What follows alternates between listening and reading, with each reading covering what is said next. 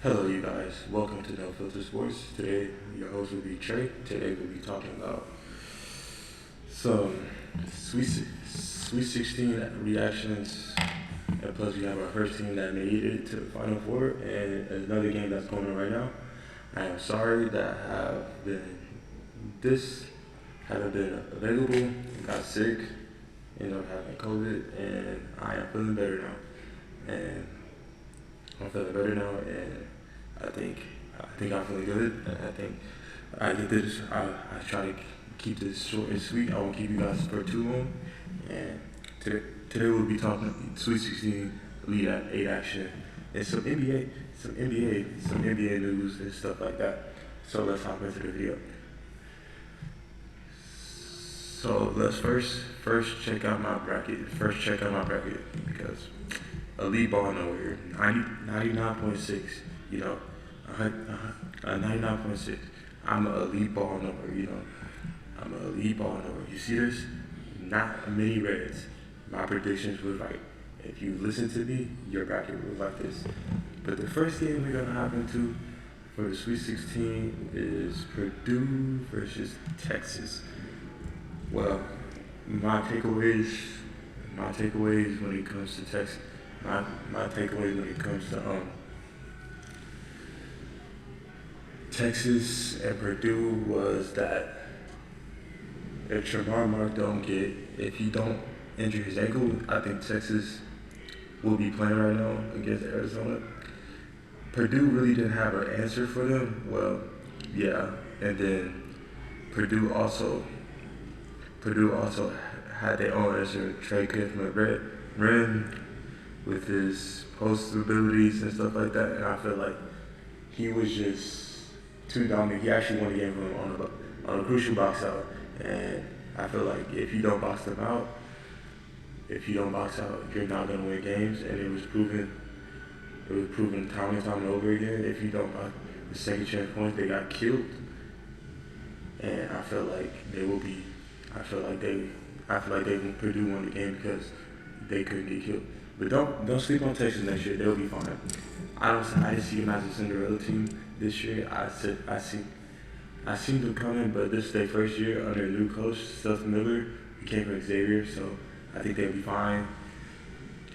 He just they'll be fine. I think they'll be a record. I think it'll be a force to reckon with next year in the SEC. Going on to the next game, Houston, Illinois. I told you guys this from the beginning. I told you guys this from the beginning, and I meant it in the most nicest way possible. This is unacceptable.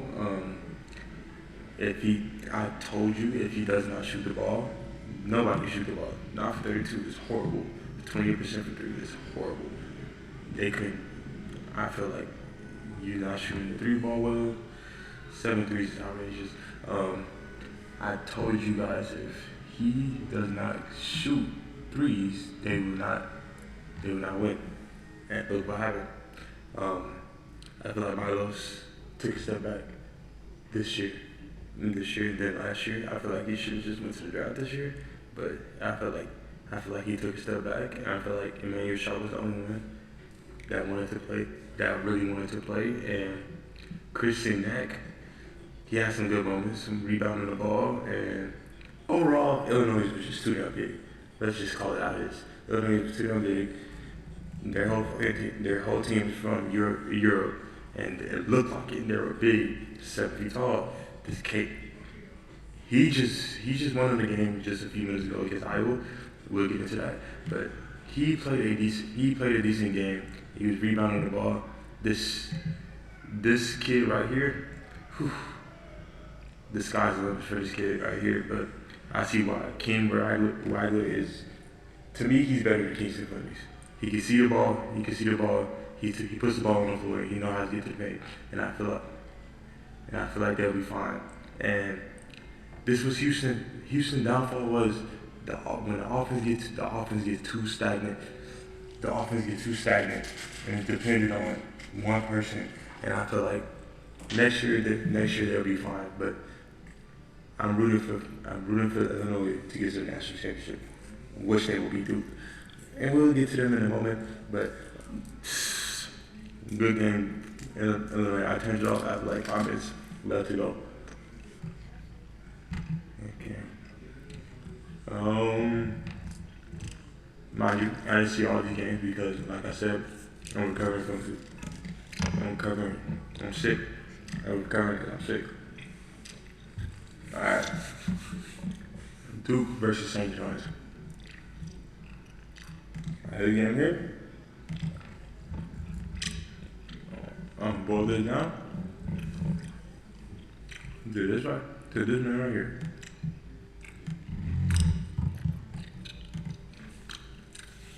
Caleb Foster. You know what I said in my prediction video? If Duke don't have everybody, they're not gonna win nothing. Well, this man came back from a broken foot, a fractured foot, and he came back and he played bully ball, and it seemed like they missed him dearly when they almost lost to the 16th seed Siena, which was kind of crazy, but neither here or there. But he came in, distribute. He just looked like a pro. Well, I'm gonna say that for Isaiah Evans, but Caleb Foster looked like he was a good addition. That they needed him at the right time. He didn't look too rusty. He got to his spots. He played defense, and that's what they needed. That's what they needed down the clutch. Now Isaiah Evans, his draft stock he might be a top 10 pick this year. Like, he's just securing more and more money this year. Next year. He made the right decision on coming back this year to improve his draft stock, and I really felt like he did it. He keep improving his stock every game. It was like every game he's getting better. The bigger the game, the better he's gonna play. Cameron Boozer, you already know we're gonna give him 22 and 10, and yeah, the free throws. Free throw game is kind of concerning because I feel like I'm not gonna get into officiating too much, but this 24-8 is kind of crazy. I seen some plays where St. John's should have got some calls, but 24-8, and you still had a chance to win the game. At the end of the game, with St. John's, this dude right here should not be taking no type of threes. I get it, he won y'all the game against Kansas, but this dude right here should not be shooting no threes to win the game. It should have been either Bryce Hopkins or Zuby, and I feel like when they rushed it, they had like 17 seconds to go, and I feel like they rushed the three. Trying to get. I feel like they could have went for the two. Foul. He was missing. Duke was 60% from the free throw line. They could have missed. They could have went. They could have played the free throw game. And I feel like they had time to get a better shot. But congrats to Duke moving on to the Elite Eight against UConn. I'm not going to that UConn game because I did not watch it because I went to sleep. But good job Duke getting to the Elite Eight when they will play UConn tomorrow. This game right here. Let me tell you something from the get-go. This was not a game. This was an ass kicking. When I tell you this was an ass kicking, That score, it was pretty bad. Arizona was up by 20 most of the game, and that national champion right there. Like, look at this, all 14 plus. It's hard to beat. It's kind of hard to beat a team. It's kind of hard to beat a team when you're stuck, when everybody's just getting what they want, just getting what they, just get into the cup. Just get into the cup. It was a fast. It felt like an NBA game. NBA games. It was quick. And I feel like Arizona just didn't have the body. Arkansas didn't have the bodies to go against Arizona. And Arizona just kept going. And I feel like if Arizona keep going at this pace, they're going to be the national champions, and no team can do a damn thing about that because shit. Look at this. If all your starters are scoring in double digits, who gonna stop you? The only way you gonna stop a team like that is if you scoring going score for score, but eventually you're gonna have to get a stop. Eventually you're gonna have to get a stop. Either you're gonna have to get a stop or injury happen. And God forbid injury happen, but a stop, you gonna have to stop. You gonna have to get a stop. But on that note, I am going to go to the NBA because those were the only 3 games I actually got to watch because I've been dealing with COVID. To the NBA, we have 10 games left, and I'm gonna give you my MVP. I'm gonna give you my MVP later. My takeaway from these standings and stuff like that. I feel like my takeaway from this is the East. Boston is gonna come out regardless. I don't care. Boston is gonna come out regardless because I feel like when they played OKC the other night, everybody was fully healthy, and Boston said, you know what? I'm gonna take it. I'm gonna take it to you. I'm gonna take it to you. I don't care how you gonna feel about it. I'm just gonna take it to you. And Boston said, and the Thunder did nothing about it. Now to the Western Conference. I am just gonna say this. I'm gonna be nice about it. The Rockets season is over. It's been over for the last 2 weeks. If they win a playoff game, fine, but they will not win a playoff series. A few things went wrong with this team. At the trade deadline, you did not go get a point guard. Fred VanVleet, come on now. You could have went to go get Kobe White. Any point guard is better than what we have right now. Reed Shepard, I get it, but I feel like we needed a point guard. A point guard at the deadline. Raphael Stone, Tillman Fertitta, Ime Udoka that don't know how to coach in clutch situations. I feel like we needed a point guard, not Amin Thompson just blah, blah, blah. Like last year, he was perfect in his role, a Swiss Army knife. Not I'm going to dribble, then take it to the bank. That's no offense. And I feel like the Rockets' season is done. Now on another note, the Lakers, they're not going nowhere. I tell you that right now. The Lakers will lose to the San Antonio Spurs in the second.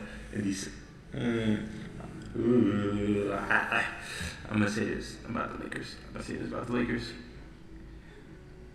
Until they build a formidable team around Luka that covers him defensively, they're not going nowhere. Until LeBron James is gone, the Lakers will not get to the Western Conference. If they get to the Western Conference Finals, it'll be solely because the Spurs are not ready. And I don't think the Spurs are ready. I think the Spurs are a year away. I think the Spurs get to the second round, and if they play the Lakers, they play the Lakers. If they play the Nuggets, they're losing. If they play the Lakers, they're winning. If they play the Nuggets, they're losing. The Timberwolves are an interesting fact. As long as they got Ant-Man, they got a chance. And if they got Ant-Man, I feel like they can do some damage. They can ruin some people.